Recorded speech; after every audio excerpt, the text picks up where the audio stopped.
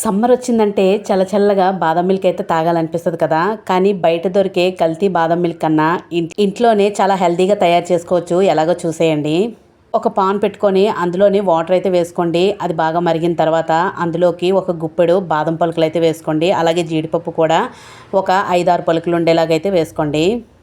అవన్నీ కొంచెం ఉడికిన తర్వాత ఇలాగా లేయర్ అనేది వదిలేస్తే సరిపోతుందండి. అలా లేయర్ వదిలేసినంత వరకు ఉడకబెట్టుకొని పక్కకైతే తీసేసుకోవాలి. ఇంకా ఎక్కువ ఉడకాల్సిన పని లేదండి.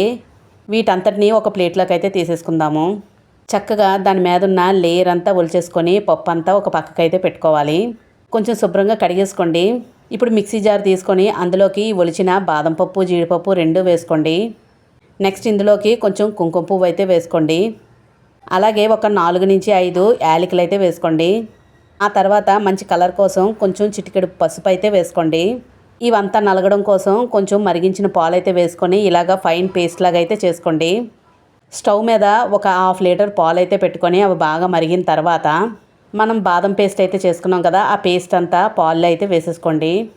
పచ్చివాసన పోయినంత వరకు అస్సలు ఆపకుండా కలపండి. అలా అయితేనే అడుగంటకుండా ఉంటుంది. అలాగే మిగడ కట్టకుండా కూడా ఉంటుంది.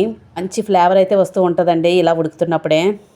చాలామంది హాట్ బాదం మిల్క్ తాగుతారు కదా, ఇంకా ఇలా అయితే హాట్ బాదం మిల్క్ కూడా రెడీ అయిపోతుంది. ఇలా కూడా తాగేయచ్చు. మీ టేస్ట్కి సరిపడగా పంచదార అయితే వేసుకోండి.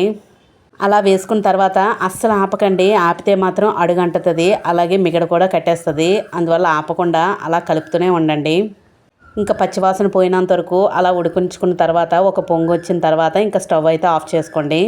దీని అంతటినీ బాగా చల్లారనివ్వాలి.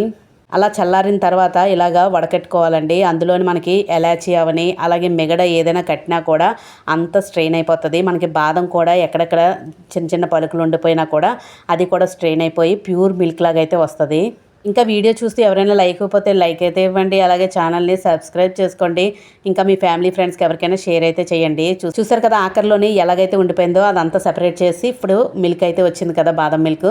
ఇప్పుడు ఇందులోని మనం చిన్న చిన్న ముక్కలుగా కట్ చేసుకున్న జీడిపప్పు బాదం పప్పు అయితే వేసుకోవాలి. అలా వేసుకున్న తర్వాత ఇంకా ఫ్రిడ్జ్లోని ఒక 2 అవర్స్ వదిలేసాము అంటే చక్కగా చల్లగా బాదం మిల్క్ అయితే ఇంకా రెడీ అయిపోతుందండి. ఎండలో నుంచి తిరిగి వచ్చిన తర్వాత ఇలా చల్లని బాదం మిల్క్ అయితే ఇంట్లో రెడీగా చేసి పెట్టుకుంటే మాత్రం పిల్లలకు అవని చాలా హాయిగా తాగుతూ ఉంటారు. అందువల్ల మీరు కూడా ఇలా రెడీ చేసుకోండి.